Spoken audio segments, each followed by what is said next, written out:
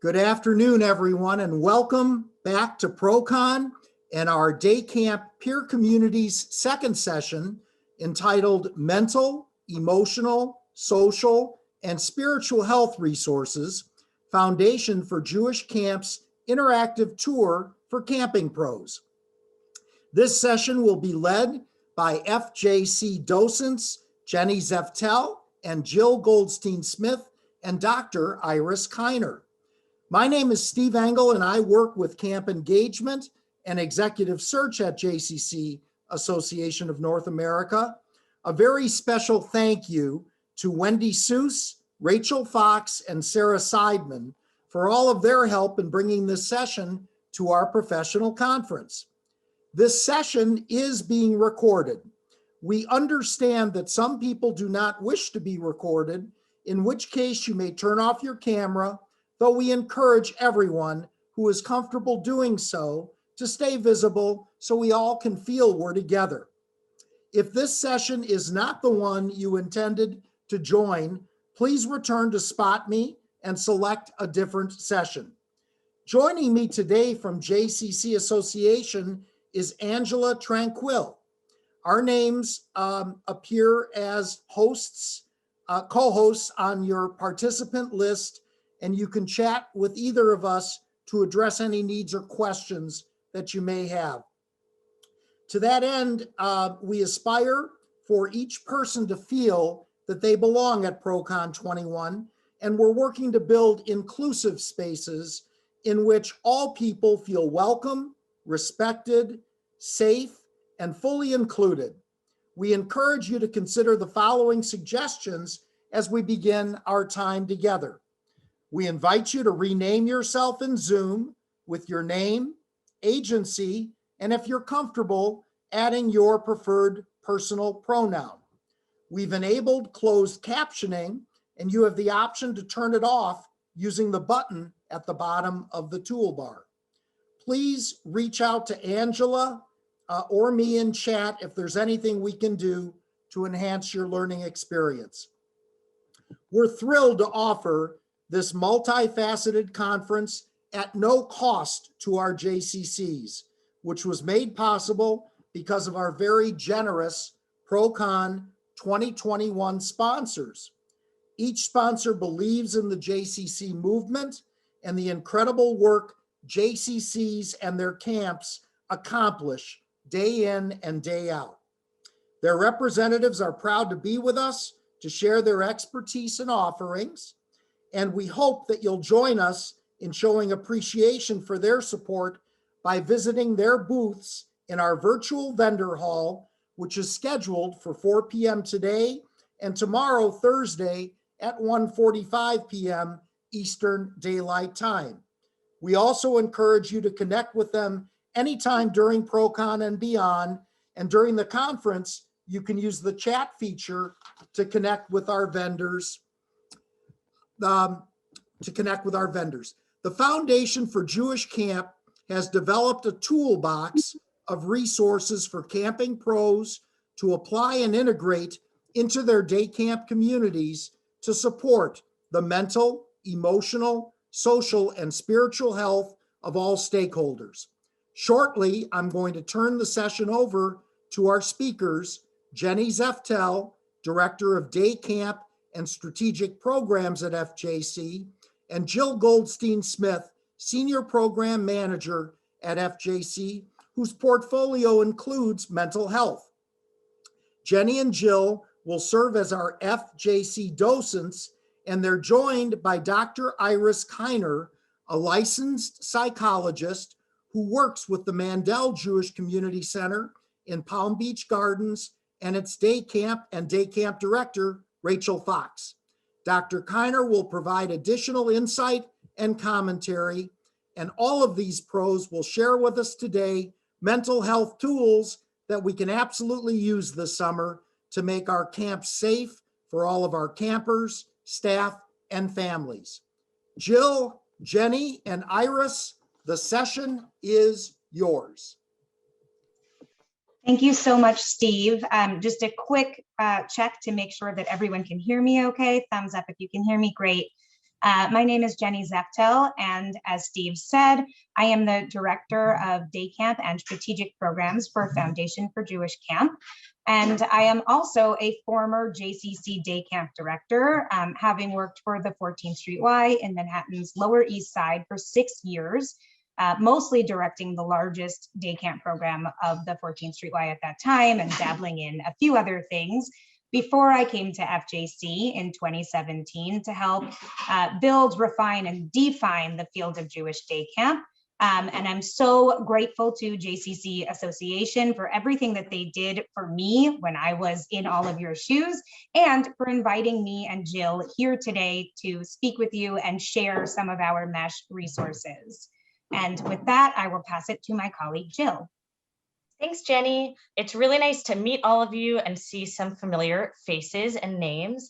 My name is Jill Goldstein-Smith, one of the senior program managers. My portfolio at FJC overlaps Jewish education, professional development, and MESSH. And we're going to dive in a moment much more into acronyms and shared language. But I do want to pause for a moment because we've been throwing that term around and just make sure we're all on the same page.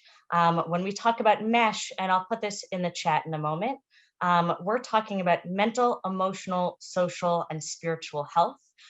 Even though I work on mental health programs at Foundation for Jewish Camp, I myself am not a mental health professional, which is one of the reasons that I'm extra excited to always work in partnership, but especially today with Dr. Kiner, who I'll ask to introduce herself.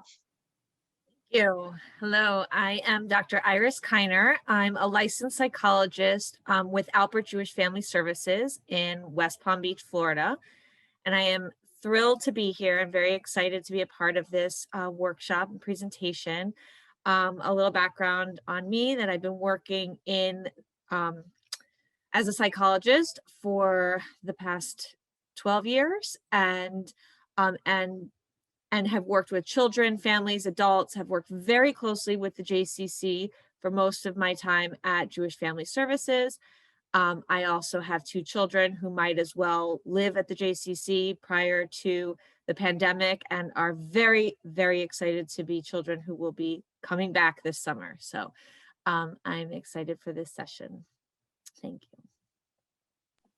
So it wouldn't be camp if we didn't start with an icebreaker. And because we're virtual today, we are going to be using a couple different tools, and we're going to ask you to engage with us using them. So the first tool that we're going to use today is Mentimeter. If you have ever participated in something with Foundation for Jewish Camp since the pandemic started, you might be familiar with this tool. So you can go to menti.com and enter this code on the screen, 15436010. I think I just put it in the chat also.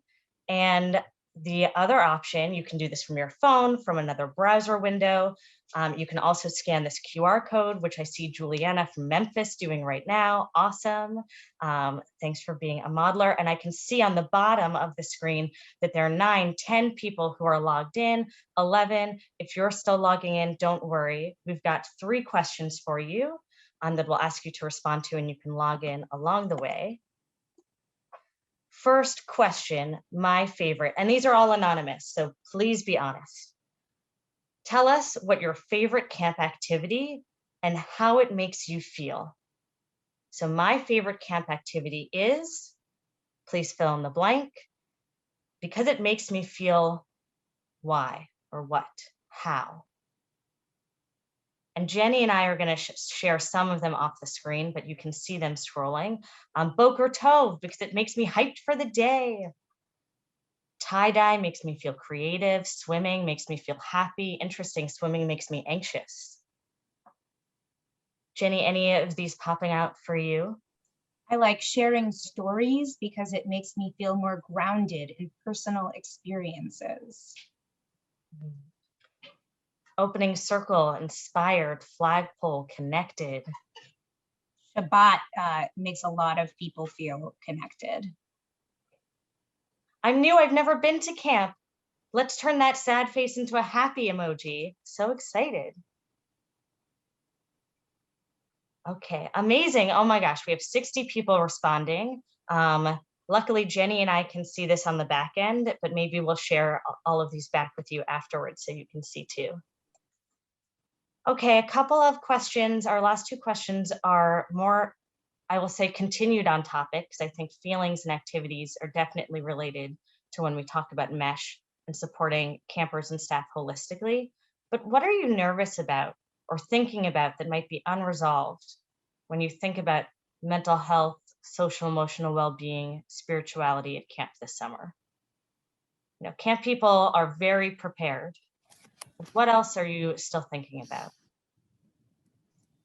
A lot of concerns about staff. I think that these concerns are about the mental, emotional, social, and spiritual health of staff, and also about the MESH needs of the professionals who are hiring the staff. I see also camper social skills after a year of remote school, or perhaps mixed, depending on your community. Burnout is a theme. Thumbs up or some sort of reaction if you've read the recent article by Dr. Betsy Stone in E-Jewish Philanthropy about burnout. Yeah, I've been thinking a lot about it. And I recommend it if you haven't read it. Okay, we have one more question. Actually, we'll have lots of questions today, but just in this Mentimeter for now. What's an exciting opportunity for MESH this summer at camp? You know, we talk about mental health as something that everybody has. Everybody has mental health, and it's not only about the crises, but what are the opportunities that you're excited about being able to do this summer? Or that you hope to do this summer?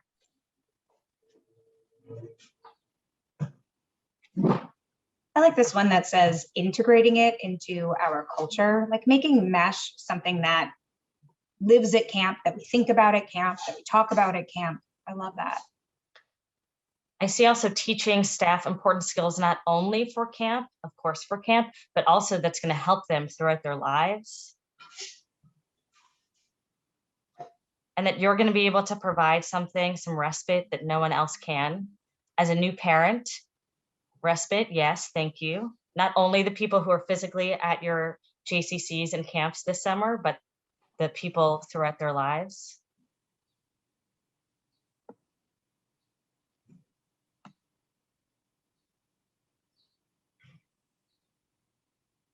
Giving the campers a platform for how to better understand themselves.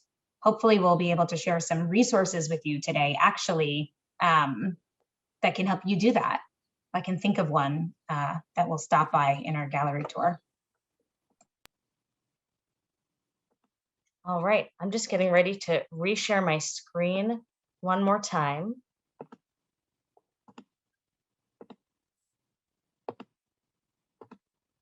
Awesome. Well, thank you for participating in that icebreaker with us. We're going to spend some time today on this PowerPoint, but also we're going to be going back and forth with some links in the chat and actually sending you off to explore some resources as a group together. So just being prepared. I know not everyone has multiple screens, but we might be asking you to do a little side by side. To get us started, though, I wanted to share a little bit about Foundation for Jewish Camp, FJC's journey in how we've learned about mental health and also the framing so that we can also engage in this with some shared language. I know I already defined this term MESH, mental, emotional, social, spiritual health. It's not an acronym that we came up with on our own. I know that the Jewish community loves our acronyms, but this one, MESH with one S, came to us by way of the American Camp Association and the Association of Camp Nurses. And this is a slide that I'm looking forward to updating soon, but these are just some statistics. And yes, we will share these slides and links afterwards. We will make sure that you have all of these resources in your inbox, not only here live today. But these statistics are actually from the American Camp Association's Emerging Issues Report from 2017. But I can tell you that it has remained consistent, or the numbers have gotten higher based on their 2019 report.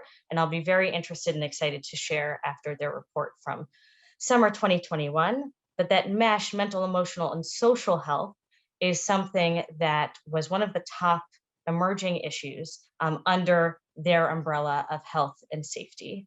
So this is a term that has been used beyond the Jewish camping world and is starting to also be used beyond the camping world as well. So thinking more broadly when we're talking about mental health, but also including social emotional learning, which I think a lot of JCCA after school programs are also very familiar with. One of the things that FJC has also done internally and with our work externally is, again, in framing how we talk about mental health, that we're talking about it not only in the way of talking about mental illness, which is has to do with diagnoses, but talking about well-being for everybody, that we all have mental health. And so one example of something that Foundation for Jewish Camp did a couple of years ago when we were asking camps information about how mental health shows up at their camp is removing capitalization from diagnostic labels when we're talking, and at least being specifically differentiating when we're talking about depression with a capital D as a diagnosis versus supporting campers who are experiencing moments of sadness or anxiety with a small a versus a big A and what that looks like. And also thinking, you'll see at the bottom about momentary or moments in life experiences like grief and loss, which doesn't always result in depression or identity development, things that are normal parts of life but do impact mental health when we're talking about it as a spectrum and lifelong. Okay, so now that we're a little bit on the same page about what we're talking about when we talk about MESH and mental health, and that we're talking about this, and as I mentioned before, I'm not a mental health professional, but I'm very grateful to have Dr. Kiner here with us. Jenni and I are gonna put on some blazers and we'll just do a little do-do-do, you know, camp style. We've gotten to the dress up closet, if you will.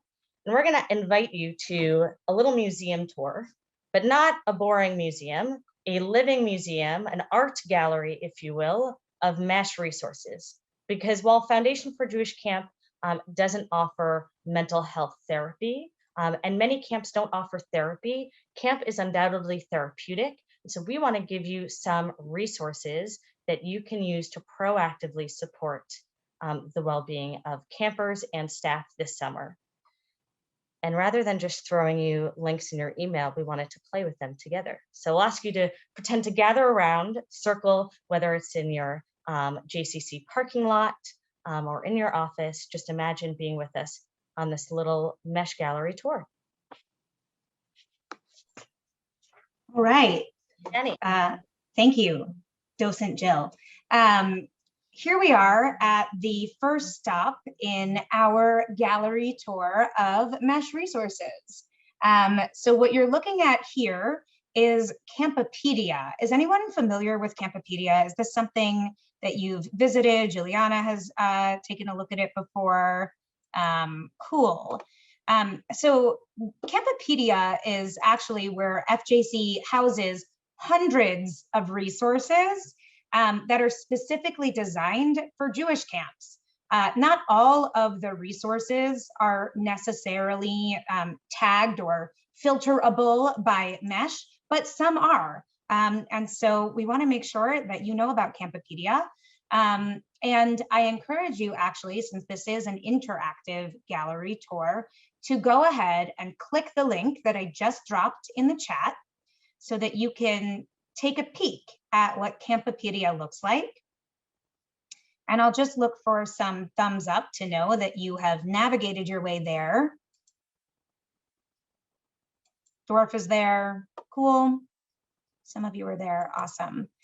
And what you'll notice at the Campopedia landing page is that the very first, at the Campopedia landing page is that one of the categories of Campopedia for how we categorize our resources is called camper care.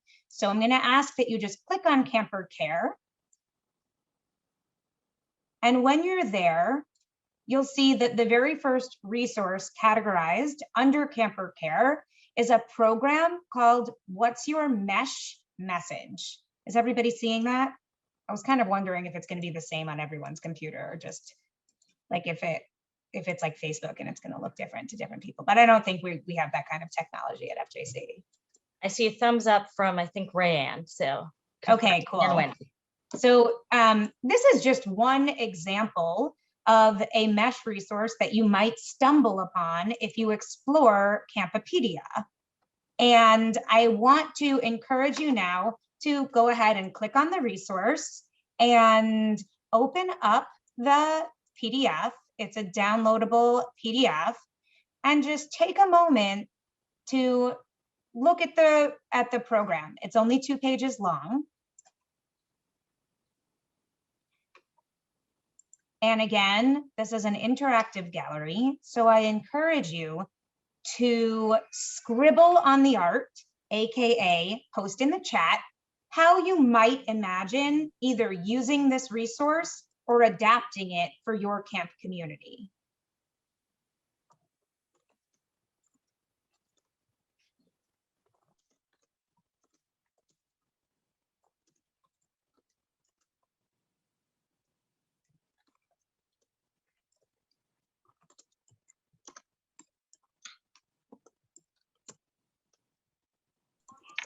Would you be able to walk through how you got there? Because I'm struggling through the platform. Oh, that is really good feedback. Yes, okay, so if you go up in the chat, you can see the link to Campopedia. And then what you want to do is get to the landing page of Campopedia, and you'll see different categories. One of the very first categories that you'll see is called Camper Care. In Camper Care, the first resource is called What's Your MESSH Message? And I see that Abby from Dallas is thinking that she might be able to use this as an activity during staff training. Totally, that's how I see it too. As a former JCC day camp director, I think it can be even adapted if you are doing a hybrid orientation week. It could be in person, it could be virtual. Allison could see doing this program on exactly what I was saying, online during pre-camp, maybe even using another FJC resource called Jewish Camp at Home, which we'll talk about later on as we move through the gallery. Awesome. Let's take a look at our next resource, and we'll make sure that everybody knows how to navigate Campopedia in some follow-up communications that we'll be sure to have with all of you. Fan favorite, the periodic table of making mensches. Thumbs up if you are familiar with this. This seems to be a resource that FJC has put out there that is wildly popular. And again, I think it was created not necessarily as a specific MESSH resource, but it can totally be used that way.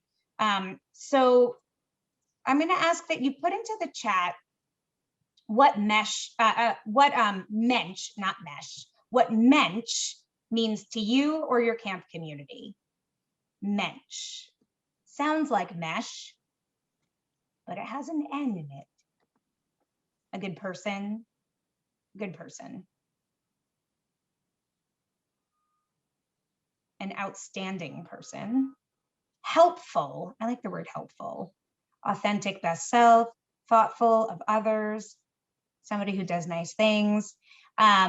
It seems like, and I find it unsurprising, that JCC day camps are familiar with this word, and I would wager that a lot of you talk about being a mensch at camp. And how about this other word that comes up when we talk about the periodic table, the word midot, or the singular midah?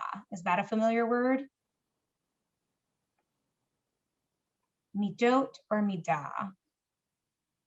We'll make sure that everyone has this PowerPoint presentation. Values, Jewish values, midot, midah, character traits. Love that. We wrestle at FJC, we use the term values, but whether it actually means virtues all the time.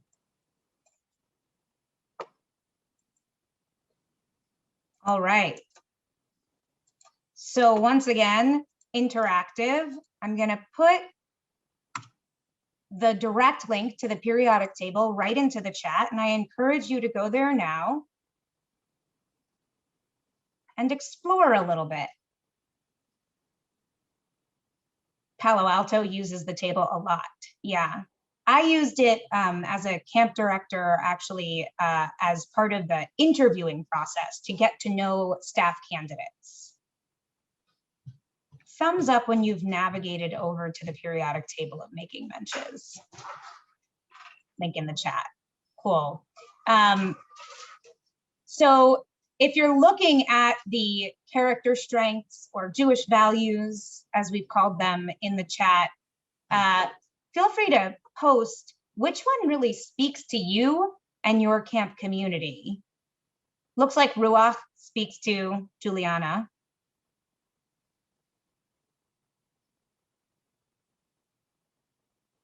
Hesed, kindness, compassion. Yeah. Achrayut. Andrew, we're going to do more on joy in a moment. Majesty. Yeah.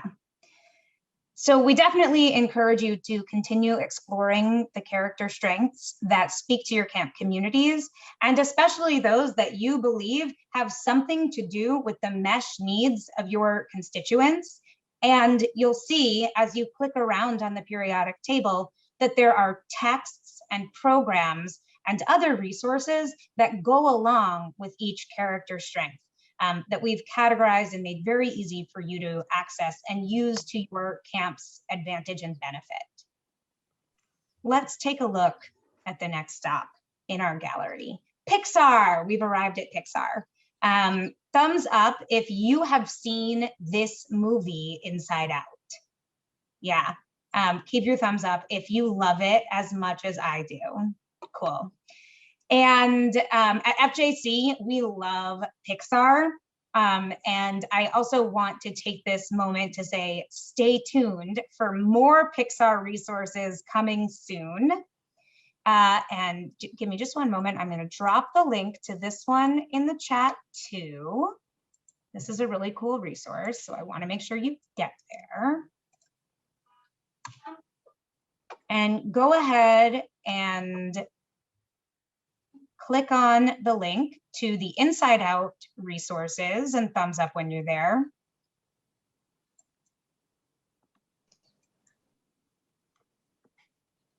Getting there.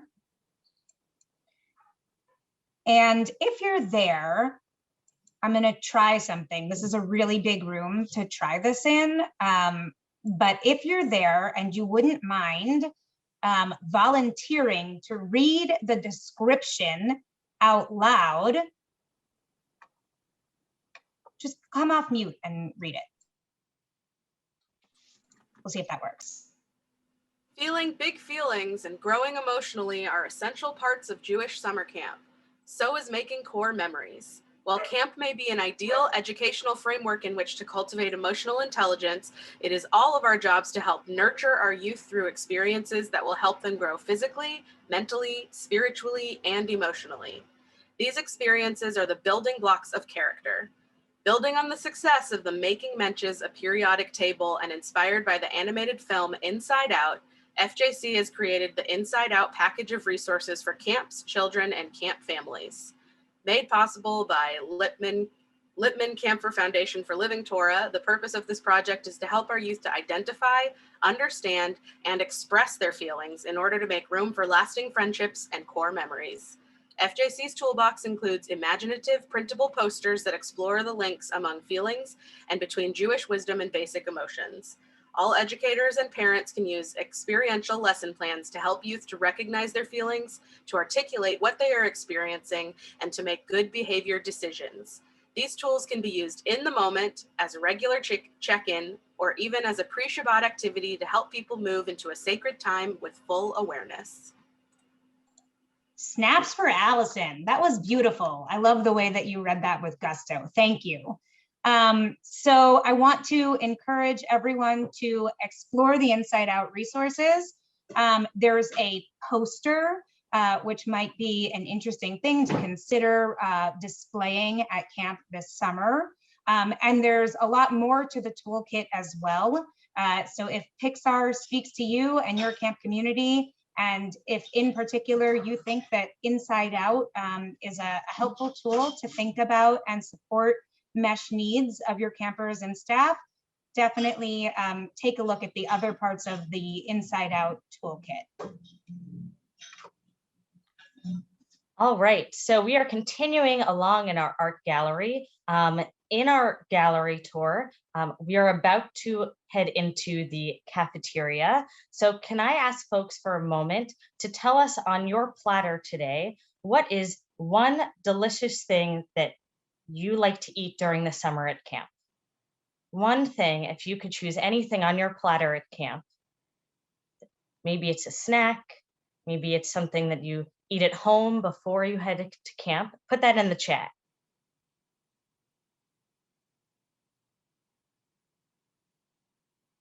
Jenny, I'm doing that annoying thing where when I share my screen, I had the chat and now I don't. Is there anything fun in the chat? Any fun snacks? There's a lot of popsicles, a lot of ice cream, a lot of I have very s'mores. strong feelings about popsicles versus ice cream. Where I grew up at summer camp, they called popsicles ice cream, and I was like, no, they're very different. Okay, another session on that. But our next, within the cafeteria, we have our Healthy Mind Platter.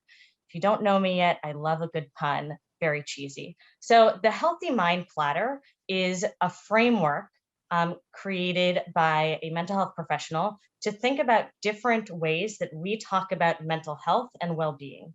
So FJC last summer had a Healthy Mind Platter challenge, Healthy Mind Pursuits. That's the link on the side. You can go there if you want, but we will kind of be skimming through this, where we had different activities that went along with different ways to support mental health. We know that not everybody has the same needs at the same time. So the Healthy Mind Platter is a way for, you might have heard of love languages, right? There are different ways that people have different needs filled. So this Healthy Mind Platter shows some people prefer focus time, play time, connecting time, sleep time, physical downtime and time in. And we have on our website all the different definitions. The purpose of this stop on our gallery tour is to show you that there are different frameworks to talking about mental health. In the corner, you'll see the 8 dimensions of wellness used by SAMHSA.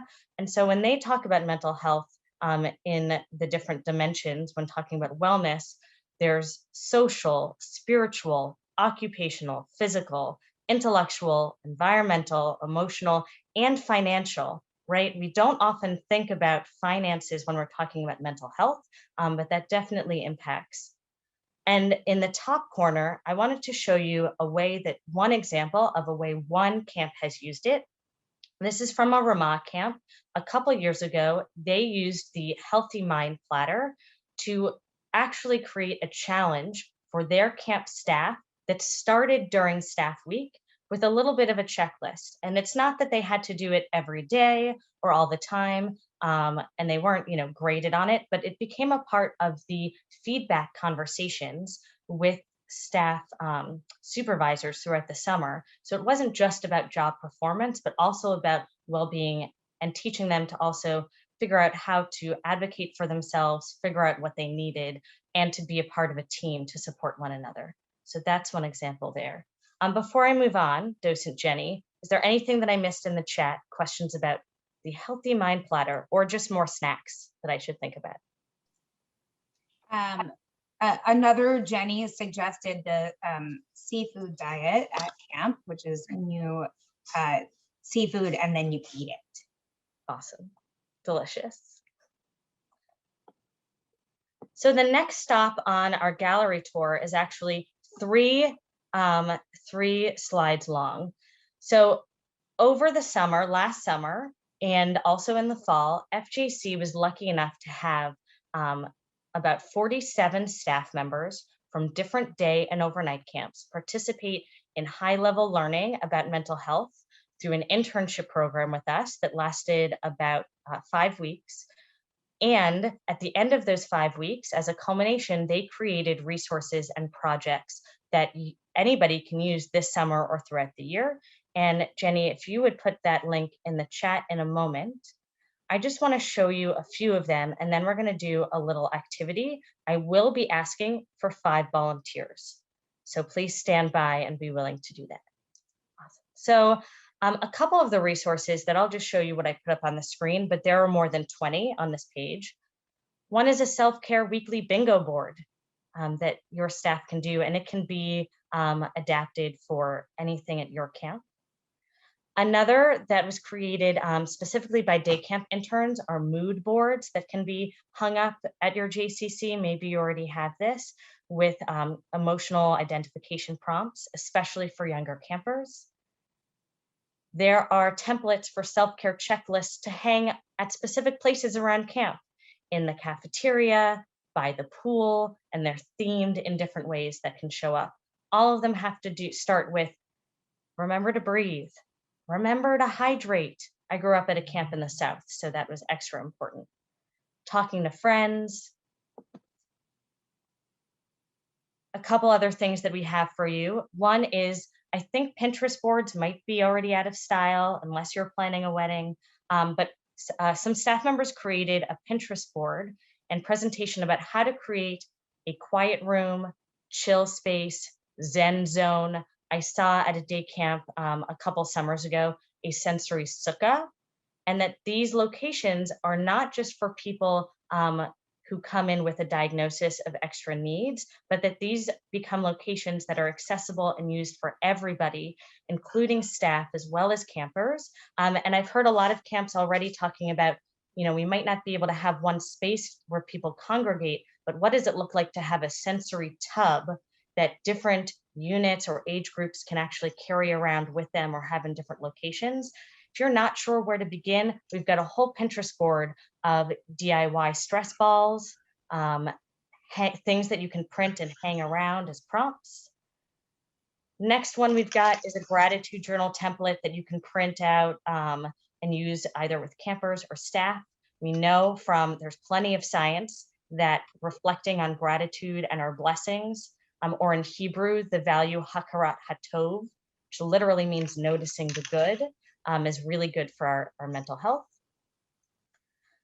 And our last page here is, we have some back pocket guides. People we know are running around, they've got a clipboard, a fanny pack, but they're not staying in the same place for more than a moment at camp at any one time. We've got a back pocket guide of coping activities and a back pocket guide of grounding activities that are easy, almost like a rainy day activity guide. I'm going to stop sharing my screen for a moment. And I know that I said that I was going to ask for volunteers, but I think I'm just going to do something briefly that I learned from a TikTok by a day camp leader, Michael Garcia. And they call it a brain breaker. Can I ask everybody, whether you're on screen or not, to hold up one pointer finger on one hand and a thumb on the other? And now I'm going to ask you to switch. So stick your other finger up, and great, everyone's already on board. You're all wonderful at following directions, even if I only give them halfway. Okay, now switch again. Switch, switch, switch, switch, switch, switch, switch, switch, switch, switch, switch. Awesome. Thanks. Okay, I'm going to do one more. I think we have time for one more quick activity that, again, is going to involve your fingers and your breath. On one finger, I'm going to ask you to imagine that this is a flower. And on your other hand, I'm going to ask you to imagine that it's a candle. I see a couple people nodding their heads. Awesome. Towards your finger that is a flower, take a deep breath in and smell as if you're smelling the flower. And now blow out slowly the candle on the other hand. And repeat that 2 more times. sniff the flower, and blow out the candle.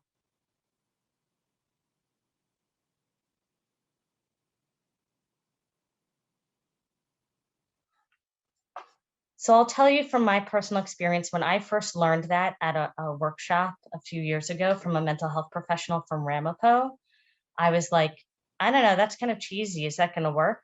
And then on a camp visit, I saw must have been an 18-year-old counselor calm down a kid who was running around and very anxious after a song session, and have them do that activity. And having them visualize and do that and actually seeing it in action for me was really powerful. So just wanted to share some of my cynicism and help you learn from that too.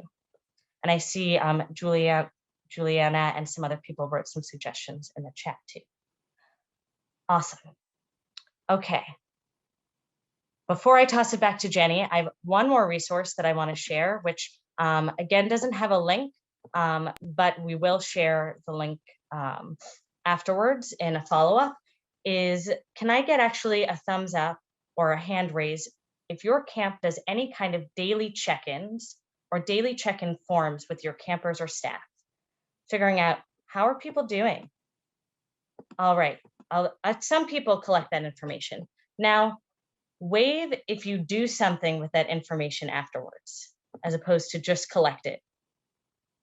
Awesome, still a lot of hands, that's great.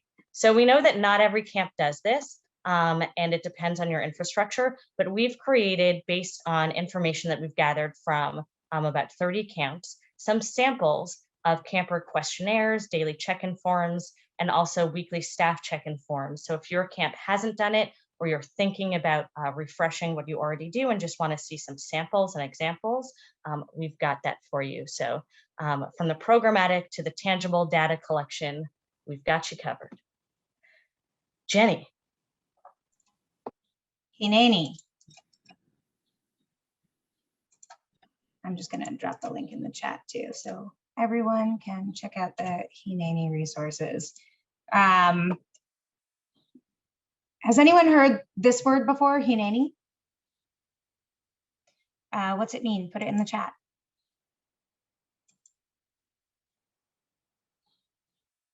Here I am. I am here. It's interesting because if you think about it, those have two different meanings. Here I am and I am here. Yeah, I think that when we opened up this session, in fact, with the Mentimeter, someone put into the Mentimeter some sort of response about helping campers figure out like who they are and how they want to show up in the world, using camp as like a metaphor or a microcosm for that. And I mentioned, at least in my head, maybe out loud, at that point, when I saw that comment in the Mentimeter, that we actually have very specific resources to help you do just that. And what I was thinking of was our Hineni resources, which are all about how we show up at camp or in different spaces and the different roles that we feel comfortable or less comfortable playing. And so I encourage you now to take a look at the link that I dropped in the chat. I'll drop it again because I asked for some responses and maybe you lost sight of it. And once again, I'd like to ask for a volunteer to read the description on the Hineni landing page.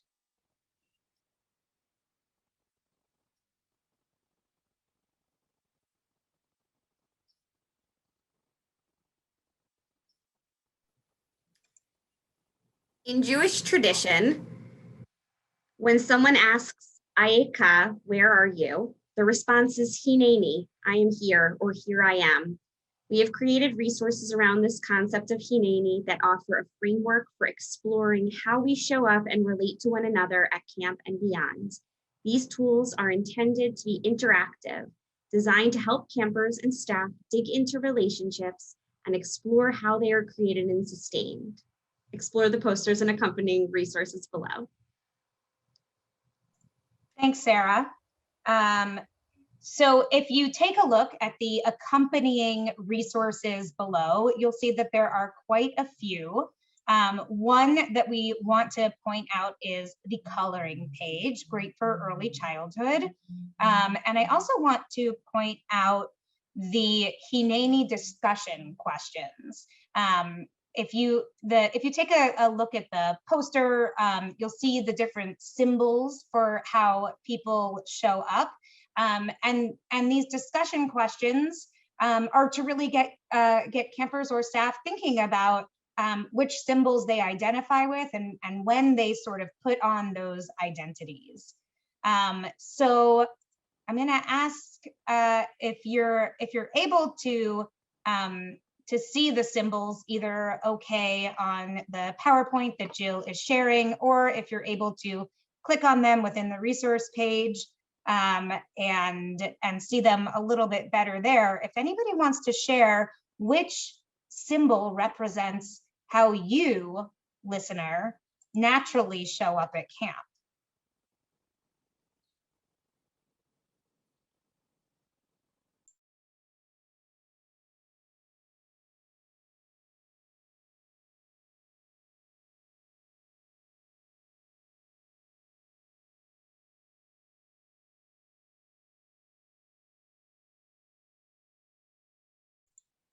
I was a fire extinguisher, for example. That was the comfortable identity for me to wear at camp. Adam is a coach, reflective listener, lots of teammates. Someone identifies as all of them. Yeah, and that can be really hard if you're identifying as more than one item at a time. That's a, that can be taxing. And so asking these sorts of questions can help us understand ourselves better and one another, and also like where people are coming from and how we're going to approach different situations as they may arise at camp. Caretaker, guide, or coach. Jenny, I'll add that something that has been so great since this resource came out a couple of years ago is that people often will share that a symbol represents how they're showing up or how they want to show up or how they need someone else to show up for them in a specific moment with symbols that we don't have identified on here, like as the Jewish sign on the tree or as the canoe or as the lake. Or someone recently said to me that they feel like they are the stairs to the porch because they're scaffolding experiences at camp. So that's just been a fascinating experience. And before I pass it back to Jill, are there any thoughts on how you might use any of these Hineni resources? You can either unmute or put it in the chat. This is your time, not only to hear from me and Jill, but to learn from one another's creativity and expertise. I'm curious if you have some examples. I'm looking at this document and I'm thinking, okay, this is a great opportunity for leadership staff at camp to think about where they represent, what symbol they represent, and potentially symbols that maybe they want to achieve in goal setting. I'm curious if you have other examples of how some camps have used this, or if there's any camps on here that have used this and how they, just to hear some other ideas. Go ahead, Jill. So I'll share, but if there are other camps that have, please interrupt me or jump in right after. I know that we have seen camps use it, especially the coloring page. I know Jenny said great for early childhood, but also great to have different prompts for leadership staff or even for co-counselors to spark a conversation to say, like, here's a situation at camp, or here's a time in camp or a place in camp. Which of these, color in blue a symbol that represents how you want to show up there. Color in red in this next thing, this next prompt. So some people might be familiar with the blob tree as a coloring tool for reflecting on on leadership style. So we've seen some camps use it that way. We're working on also writing that up so that on Campopedia, that first resource, people can find that program right up there. And we've, I had another one and now I just lost it.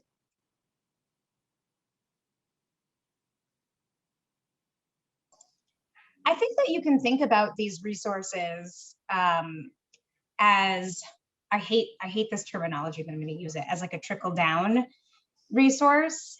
So if you start by familiarizing your staff with this concept of Hineni, with the poster and the discussion questions, then I think that they will bring it to the campers sort of on their own, which is something that we did at New Country when I was the director there. And Hineni became like an unofficial theme of the summer that campers would say either like during actual attendance, which was adorable, or like in moments when they were trying to talk about how they were showing up.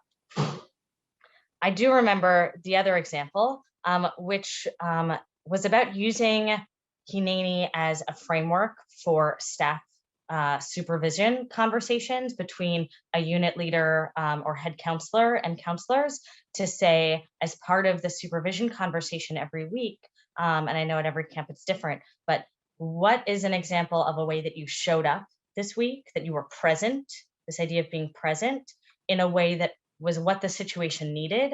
Or was there a situation or time where you showed up in a way that was different from what was needed in that moment? And how can you show up more like the fixer or a listener next time? And we know that there are people who might naturally show up one way when a situation calls for another kind of way of showing up. So that's the aim here, to have a shared language and something that's a little more concrete of how to talk about it.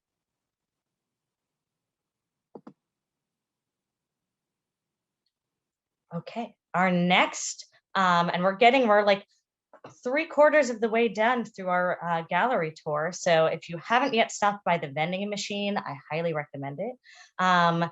This is a resource that actually was just released last week. So you are hot off the presses here. It's called La Briut, which is Hebrew for to health. It's often what's said when, instead of bless you, when somebody sneezes, you respond La Briut.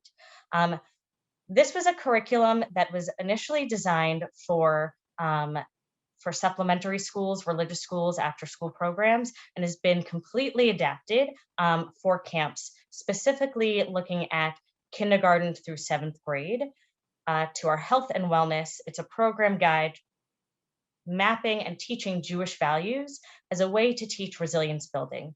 So there are 10 programs and activities that are written in a way that the aim was you could print them, hand them to counselors who are not necessarily don't see themselves as Jewish educators, but we know that they are and are great role models, and can do them pretty quickly for their campers. It can be done every day if you have Jewish learning or social emotional skill building every day. They can be done once a week before Shabbat.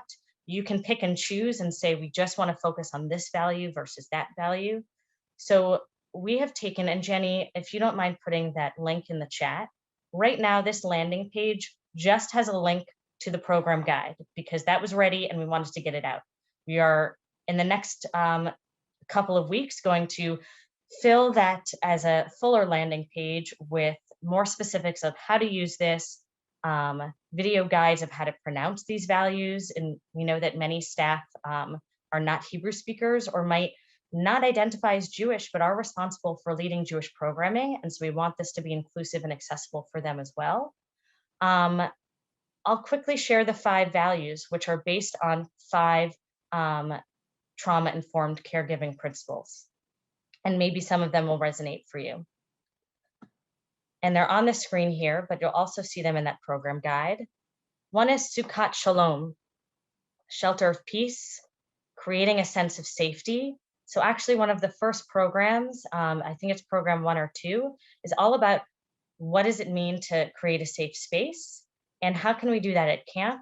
Through the lens of creating a group BREAT or contract, which a lot of camps we know do already. So this gives a little bit more of a framework. Omets Lev, courage, inner strength, and this idea of inner sense of calm and how to create that. Givura, strength or power, linked to the idea of self and communal efficacy. What I do matters, and what our community does can make a difference. Kehila, community, this idea of social connection, which was one of the, I think, biggest themes that people wrote in opportunities for MESSH this summer. And the last one being Hesed, loving kindness, and that the idea of caring for one another is related to hope, and a hope for a better future that we can create together. So I'm excited for this to be out there. This program guide is very long, but again, you can use the whole thing, pieces of it, anything in between. Awesome. So the next stop on our tour is books. There's not too much here except to say that books have a place at camp, especially when we're talking about mindness and well-being. It's one of the things that you can have available in that Zen zone or sensory sukha. Up here is one of my favorite books that I like to read to my 17-month-old daughter. Mostly she doesn't know, but it's calming for me. I Am Peace. And some of you might be familiar with PJ Library. They're a great partner, and they have a whole section on their website about books that they have related to mindfulness and well-being. Can I get a show of hands, or actually even better, if you have books as part of something that you've ever done at camp, whether related to mental health or not, share a book in the chat. And this way we can start to crowdsource, or maybe it's a book that you have in your home library. What's a book that you love? For kids, but it could be for you also. Ooh, Benny's Bagels is good. Stella Luna. The Invisible String. Love You Forever. Good Night, Shema. Oh, there's so many good ones here. Purple People, so good. Stone Soup. Use all the PJ and PJ Our Way books. Awesome. Where the Wild Things Are. What do you do with an idea? Awesome. All right, Jenny. I got a little distracted by all of these book recommendations. I want to compile them in some way. I think it's so cool. Like, what a cool thing to ask a bunch of camp professionals for book recommendations.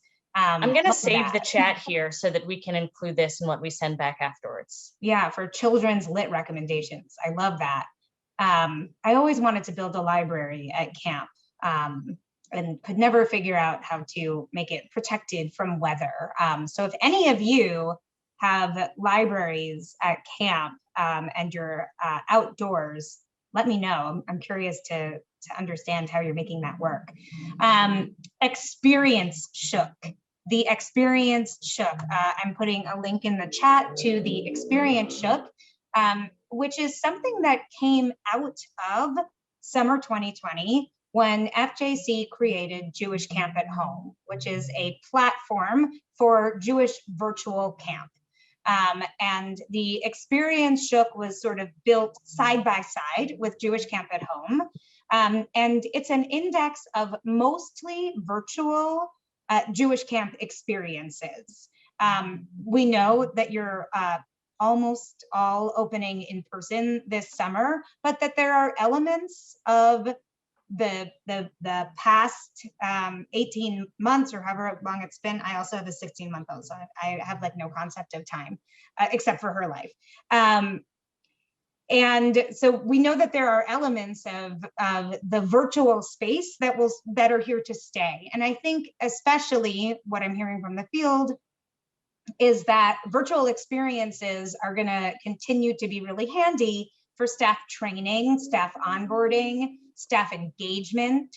And so we want to make sure that you know that you can browse virtual experiences on experienceshook.org. And you can even filter using the filters all the way over on the left. If you click Browse Experiences, you'll see the filters on the left. You can filter for mental health.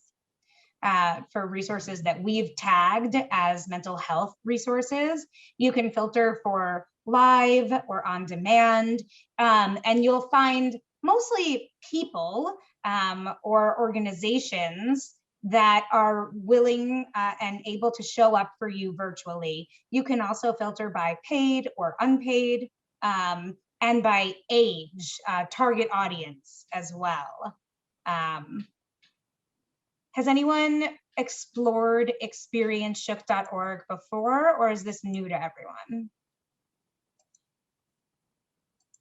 Thumbs up if you've explored it before, if you knew about it already. New resource. What's cool about it is that there are people or organizations that maybe you didn't have the opportunity to work with before because of your geographic location, and now you do, because these people and these organizations have figured out how to offer virtual products that can reach you wherever you are.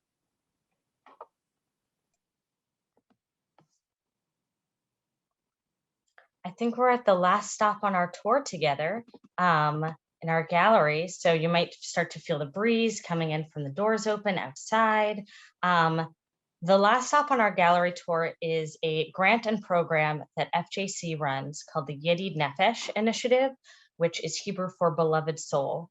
And it is a program that we are in our first full year of, with 31 camps, including day and overnight camps. I know some camps that are in this first cohort are on the call, and we're going to be opening up a second cohort starting in the fall. And so we wanted to let you know about it.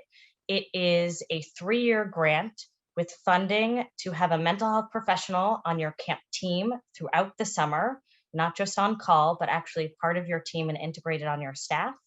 And they participate in a community of practice throughout the year. Funding for enhanced counselor training and staff training, matching grant to add a new program or activity area to be proactive about wellness, funding for outreach and marketing to encourage new families to join your camp community because of all the great stuff that you'll be doing around MESSH, and much more. All right. I'm going to stop sharing my screen for a moment and thank you all for coming to this gallery tour. We're not done here yet together today, but I'm going to ask everybody, because we're leaving the gallery and I need to stand up to take my blazer off, I'm going to invite you to stand up for a moment as a practice of transitioning. If you're able to, stand up for a moment. I'm going to ask you to shake your fingers a little bit. And now wiggle your toes if you're able to. Shake your head side to side. You can take off your blazer if you've got it on. And I'm going to ask you to turn around and then sit back down as we pass it over to Dr. Kiner for a little bit more of a deep dive in some real specific mental health learning. Thank you. Thank you. So that was a wonderful presentation. And I think some really excellent resources that you share. And I'm going to want to dive into, I saw a little bit in the original chat or the icebreaker, some questions related to, what is life going to look like entering back into camp with after COVID, or not after COVID, but since COVID, and what are children going to be coming in with? What are they going to have social skills? What kind of things do we have to integrate? So I think those are all really important questions, things we have to consider and think about, and how are we going to frame that? So I think the first thing is to really kind of get a sense of what is our framework? What is going on for some of these children, and even for us, because this is one time in our life where a lot of us are experiencing similar situations. But we've heard that phrase, we're all in the same boat. I know a lot of people have been sharing that, saying it, we're all in the same boat. I think it's misleading, and I think we need to kind of not use it quite as much, because we're not all in the same boat. We are all in very different boats navigating a similar storm. So we have this overarching storm of COVID that entered into all of our worlds, but we all are handling it or dealing with it or coming from a different place. And I think when we think about families and campers, that's something to think about all the time. They all come from different household structures, and what that looks like, the families they come from, the situations they're coming into our building with are all very different. And how we navigate that, we have to keep that in mind. The second piece to keep in mind is when COVID entered into our world, it created this sense of a loss of control. And as humans, we like to maintain control. We like to have a sense of control. And COVID came in, it didn't tell us when it was coming, it didn't tell us how long it was staying, and it didn't tell us how much it was going to impact us. And that was really overwhelming and frustrating for a lot of us. So, kind of trying to start to recognize how can we focus on the areas, the things that we do have control over. One example I often give with this concept is when we think about hurricanes. I live in Florida, we get hurricanes, and we don't have control over hurricanes. We don't know where it's going to hit, how hard it's going to hit, when it's going to come. But I do have control over whether I put shutters up on my house. I do have control over whether I have the supplies, the food, things in my home, whether I evacuate from my home. So it's kind of reframing our sense of control and focusing on the areas we do have control over rather than spending too much time focusing on what I don't. The third piece is this loss of boundaries. When COVID hit, especially at the initial stages, when we were all quarantining in our house and stuck at home, we had this loss of boundaries where every day felt like the same day. And I know for some people, and in some states, because I know we are coming from lots of different places, some of these children have not entered back into school. And it's still kind of that loose boundary system that we've had for this past year. So entering into camp, I think for a lot of these children is going to create a sense of structure, a sense of boundaries, kind of having that routine that is really, really important for children and helpful for all of us. And the last piece we want to consider, with COVID and just in general, is that when COVID came into our world, it did not take away things that were going on beforehand. So if we all think back to January and February of 2020, did we have things going on in our lives? Were we planning birthday parties, weddings? Maybe somebody was having a baby. Maybe somebody just got diagnosed with an illness. Those things did not go away when COVID came into our world. So some of these things have really created a sense of challenge for our families, for our children, and for us, which is another piece to really keep in mind, because all of us are dealing with these components, even if we're dealing with it or have had different experiences. The other piece that's really important to think about and consider in terms of the pandemic in general is that with pandemics, and this goes back historically speaking, first, we get that medical pandemic and the criteria. What are we going to do with this? Do I need to wash my hands? Do I need to stay home? Am I wearing a mask? And all those challenges that come with it. But what we've learned from the research of past pandemics is that in the days, months, weeks, and years following is what we call a shadow pandemic. And that shadow pandemic is what we are facing now, which is the social, emotional, and mental health pandemic that comes after we've kind of navigated or started to integrate some of the medical challenges.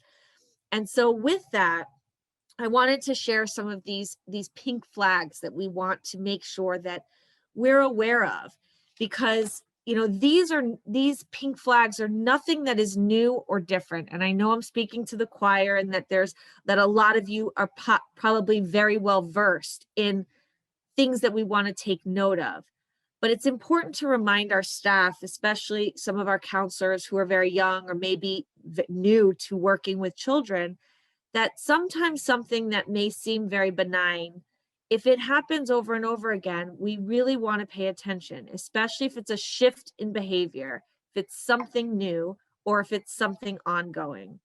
So for example, some of the items we want to pay attention to are disordered sleep or challenges with sleep. That maybe a child who used to sleep perfectly fine all of a sudden is waking up multiple times at night. And as a counselor, as a professional at camp, how might that present at camp? Is a very irritable or challenged child who's presenting with lots of difficulties, we may want to ask parents, how are they sleeping at night? What's going on at home? Tummy trouble. This is a big one, especially for children who have a hard time communicating or really understanding their own emotions.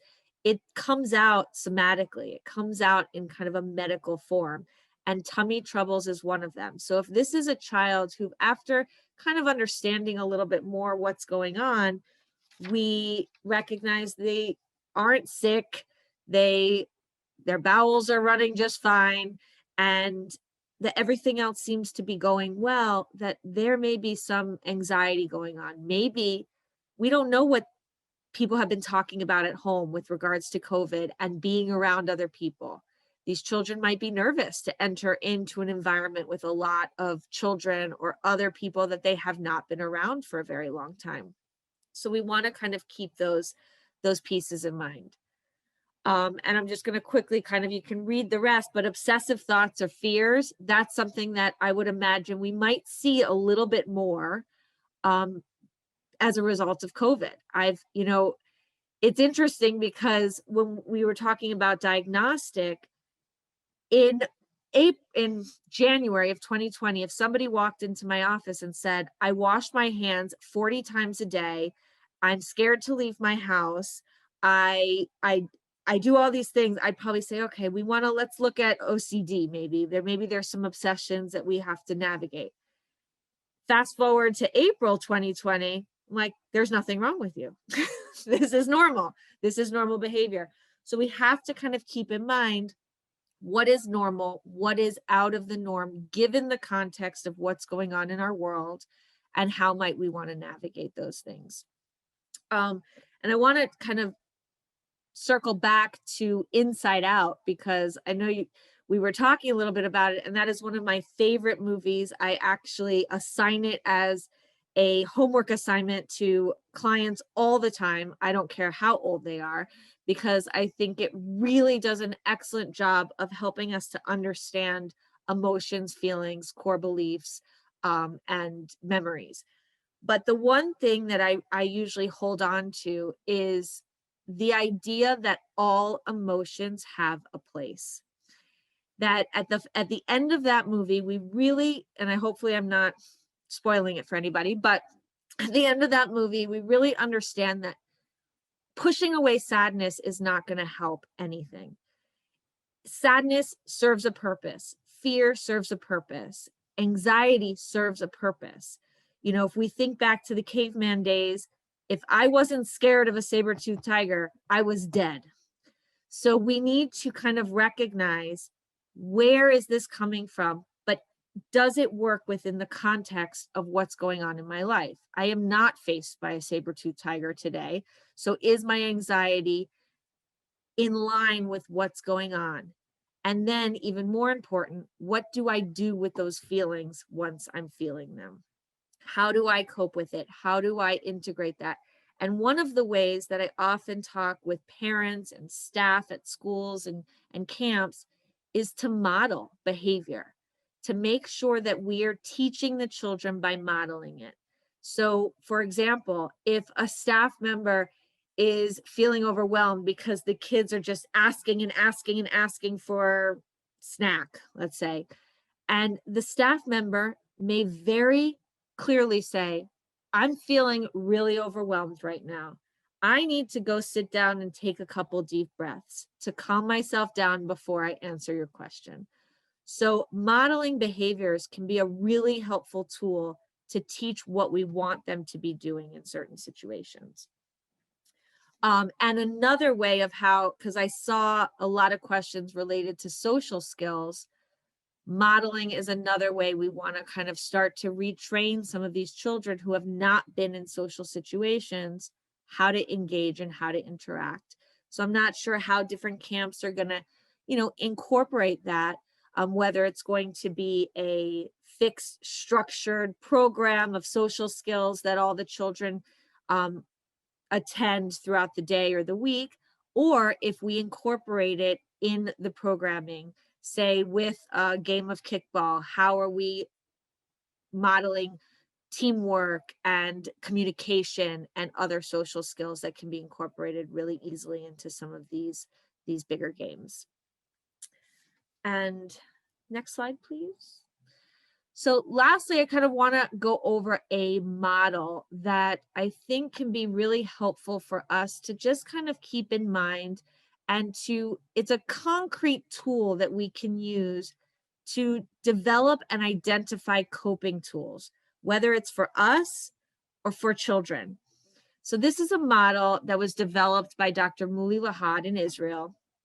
And what he found through his research is that people possess 6 characteristics or dimensions that are at the core of their coping style. And if we can kind of understand those dimensions, we can start to fill in the slots of coping tools within each category and identify, maybe I really use this category more than others. Maybe I need to focus on something I haven't used so much. So I talked about this a lot at the beginning of the pandemic because, let's say my coping tool was going to the gym. That's how I got my energy out. That's how I coped with stress, with challenge. March 13th, 2020, my gym shut down. If that was my only coping tool, then I'm kind of out of luck. What do I do in that moment? So what his research found was that individuals who have a plethora of coping tools, who have identified different coping tools, are going to handle challenging situations much easier, get through those challenging situations with much less long-lasting consequences that may not end up with a post-traumatic stress disorder or a depression or an anxiety, because we can bounce back and forth between them.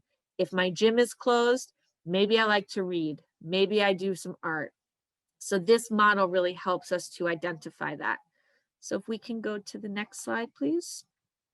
So like I said, basic PH shares the different categories. So basic PH is an acronym where B stands for beliefs and values, A is affect, S is social, I imagination, C cognition, and PH physical. And as you can see in each column, I put some examples of what might fall within each category. So for example, in B, beliefs and values, this would be where, do I have a connection to religion or a higher power? What gets me out of bed in the morning? What is important to me? What are the things that matter in my life? A is affect. How am I sharing my story? I mentioned we're all in different boats. How am I sharing what's going on in my boat? How am I getting that out? And how am I expressing that affect? Am I laughing, crying, yelling? When people were really quarantined and not leaving their homes, they were finding that they were reacting or letting it out on their family members. And I often would encourage people to maybe go sit in your car for a minute and yell, or watch a movie that you really enjoy and laugh. Find ways to get that energy, that built up energy out. S is social. And, this one was really tough, especially at the beginning of COVID. But, getting creative and finding ways, how can I connect socially with people? I like to look at silver linings, and I think COVID, while there was a lot of negative that came, there were some positives. And I think one of the big positives was the influx of learning how to use these technology platforms like Zoom, which really opened the doors of our houses, the walls of our houses, and allowed people in when we otherwise would not have let them in. So how can we use them in creative ways, just like we are with this conference? I is imagination. So how can I step outside of myself and look at things from a different light? Maybe through humor, art, creatively, maybe playing an instrument or music. C is cognition. And this is taking in information, whether it's through reading or problem solving, maybe going to therapy and processing information.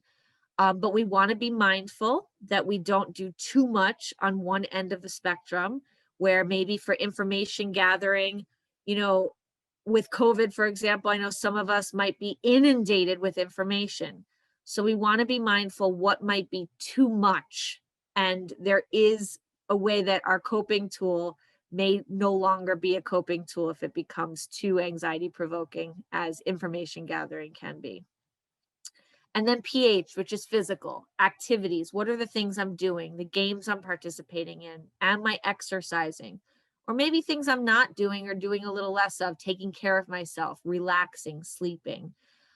So again, I love this model because it's a visual model that allows us to say, you know, I really do a lot in that PH category, but maybe I need to look a little more to the I column or the A column. And I can start to fill those things in when I'm finding that I'm in a bit of a challenging time. And just so you're aware, this model was created for children, so it can be used with children. And, you know, there are ways we can assess from them and get from them what they would fill in to these categories. So for example, if you ask them a question like, what would be your ideal vacation? They might tell you, I want to go to the beach with my friends and family and play in the water, maybe read some books, eat some food. You know, right there, we can see that this child is an S column person who wants to be with their friends and family. They're a PH column person who likes to run, play in the water. So we can get a sense of who they are and then maybe help them fill in these categories for them. And then lastly, if we go to the next slide, who's on your team? What are the resources? And I know we just shared, there was a lot of resources that were just shared with you, but we want to make sure that we know, where do we get support? Who's supporting our campers? Who's supporting our staff? When challenging situations come up, who do we call? So have we assessed, do we have a Jewish Family Services in our area that we can connect with and maybe have a connection with, that we know who our contact is, who we can reach out to? Maybe 211 if we don't have a contact at a supporting agency or a sister agency, where we can get resources that might be helpful for us. And yes, I see synagogues and rabbis too, absolutely. So have we connected those dots, reached out to those people, and made sure that they're available to us in the event that we need them? And, you know, I think the piece where I know we often really try to support our campers when challenging situations come up, but I know that our staff is the one who is the front line. They're the ones dealing with it before it gets to upper management, the directors. So are we circling back to the staff to see, how did this affect you? How are you dealing with this? And how are you coping after the fact? So just kind of identifying those resources. And I know we're running low on time, so I want to leave some time for questions if we need. So we can stop sharing and open the floor. I think we have time for 1 or 2 questions from the audience.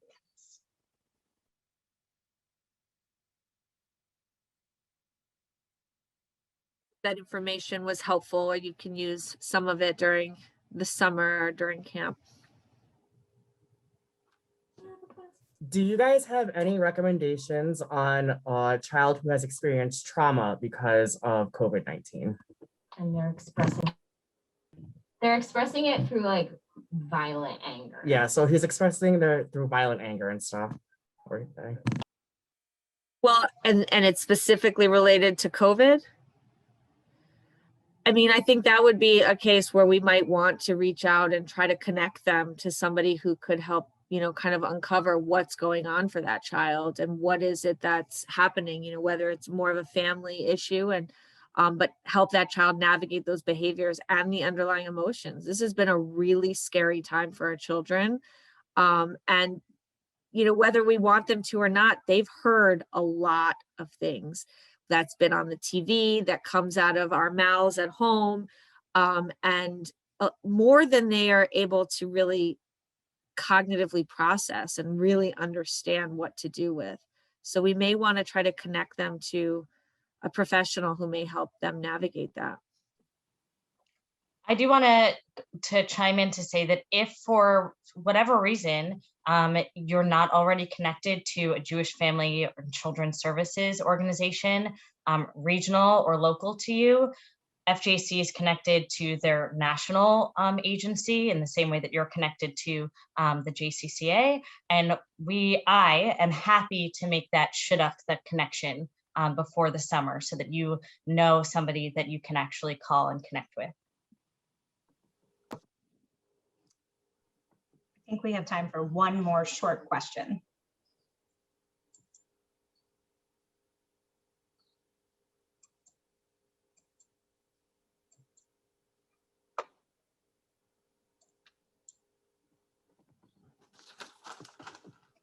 If there are no other questions, there are a few last things that we would like to leave you with before we say goodbye. And then I have some closing announcements. I'll be very quick then. Okay. Is the quick things that we want to let you know about is that FJC is offering some totally free mental health trainings, either for you or your counselors. So we have youth mental health first aid coming up in the next few weeks. People do have to be over 18 for that training and in the US, but if you are a Canadian camp or have staff who are 17, we have emotional first aid and camp mental health certification. We'll share this link again with this PowerPoint. And I again just wanted to offer, you'll have our contact information, but Jenny and I are here for you ahead of the summer, during the summer, to connect you with either resources or amazing people like Dr. Kiner who are local and regional to you. Okay, thank you, Steve. Well, thank you so much, Jill and Jenny and Foundation for Jewish Camp and Dr. Kiner for such a valuable and informative session. I think, and I've received a lot of messages from people, we're all walking away from this session with very useful tools to help us support our campers, our staff, and families during these very challenging times. And we especially also appreciated the heads up on FJC learning opportunities and possible funding opportunities. So thank you all. And I also want to acknowledge Angela for all of her support throughout the meeting. Angela, you did a terrific job. Just a few short announcements. At 2:30 Eastern Time, you'll have an opportunity for enrichment electives. Please check the Spot Me agenda for 15 different sessions to choose from, noting that we sent you a number of recommendations last week. And then there'll be entirely different sessions what you can choose from.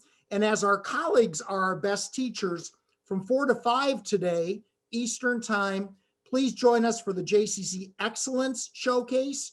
In each 30-minute session, your colleagues will be sharing JCC initiatives in programming, staff recruiting, retention, visionary management, marketing, and media. And it's a great opportunity to learn about initiatives that can be replicated back at your JCC and day camps. And you can find out more information about this on Spot Me, but I'll give a little commercial. Our own Sarah Seidman, Director of JCC Camps at Medford, will be offering a very innovative presentation on family camp with her colleague Jared Kaufman at that time at 4 o'clock. Quick reminder that the virtual vendor hall will be open today at 4 and again tomorrow from 1:45 to 2:45. Sponsors will be available and you can certainly have an opportunity to ask about vendors, products, services that could help your JCC day camp. And on behalf of Angela and me and everybody at JCC Association, thank you again for joining us today, and we'll see you at another ProCon session. Thanks, everybody. Bye. Thank you.